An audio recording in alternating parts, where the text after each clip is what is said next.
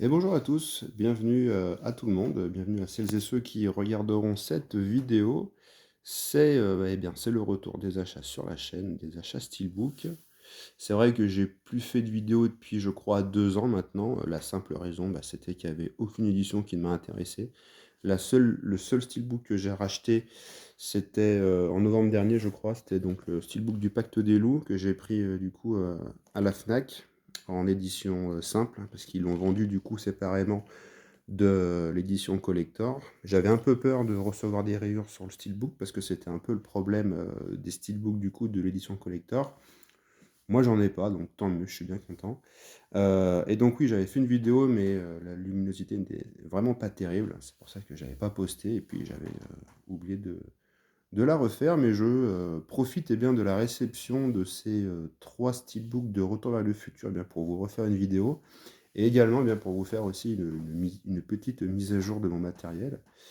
Vu que je suis passé à la 4K depuis septembre 2021, donc moi je regarde mes films tout le temps dans la pénombre, hein, dans une pièce plongée dans l'obscurité. Donc du coup je suis parti sur un OLED de chez Panasonic. J'ai pris le JZ 1500, le lecteur Blu-ray c'est aussi un Panasonic, c'est le UB 450 je crois, enfin un truc comme ça.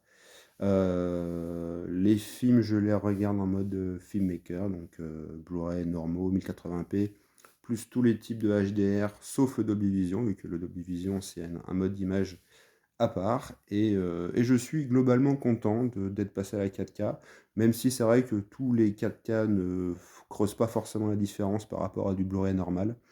C'est vrai que majoritairement, là où il y a une grosse différence par rapport au Blu-ray, c'est au niveau du HDR, donc la courbe de luminosité, des couleurs, pardon, du coup, qui vous permet d'avoir plus de détails dans les hautes lumières et plus de détails dans les basses lumières. Voilà, donc ça, c'est sûr qu'on voit la différence. Après, en termes de définition pure par rapport à un Blu-ray, il faut vraiment des fois faire arrêt sur image et mettre les deux images Blu-ray et 4K l'une à côté de l'autre pour vraiment voir une différence, mais quand le film il tourne, on ne voit pas forcément de différence en termes de piqué. Voilà, en tout cas, c'est ce que je constate.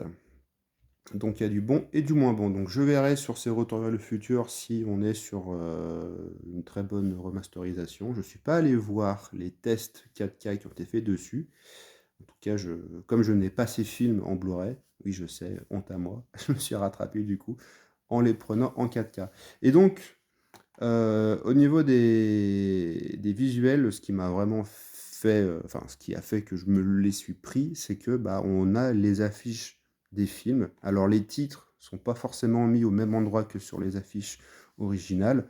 En tout cas, moi, j'aime beaucoup quand les steelbooks reprennent sur le recto l'affiche des films, et là, c'est le cas.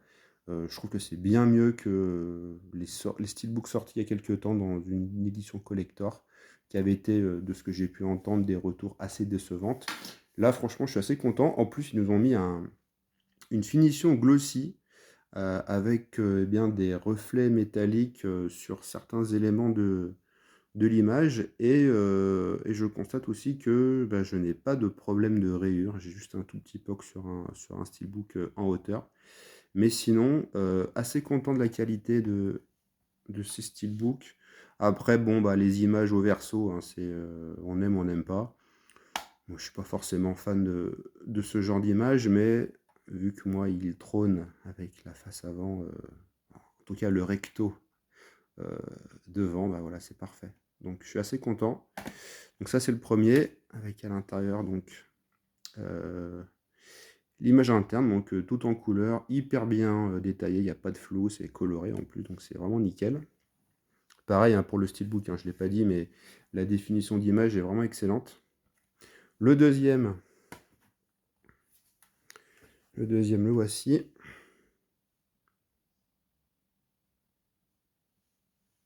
Voilà.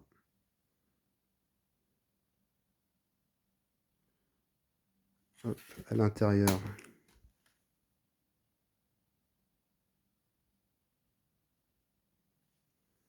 Et le troisième. Tac.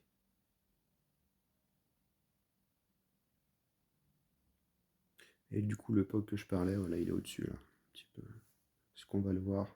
Voilà, vous le voyez un petit peu au-dessus, là. Voilà, c'est assez léger, heureusement, hein, j'ai reçu des steelbooks Fnac complètement rayés par le passé, donc je suis assez content. C'était la crainte que j'avais principalement, sachant que je crois que ces steelbooks sont également disponibles sur Amazon. Bon, moi j'avais pris sur la Fnac, donc ils sont à 25 euros à l'unité, donc effectivement ça fait un petit peu cher le tout, mais comme je ne les ai pas, pardon, en 4K ni en Blu-ray, c'était la bonne occasion du coup de les prendre, sachant qu'à l'intérieur vous avez le 4K et le Blu-ray.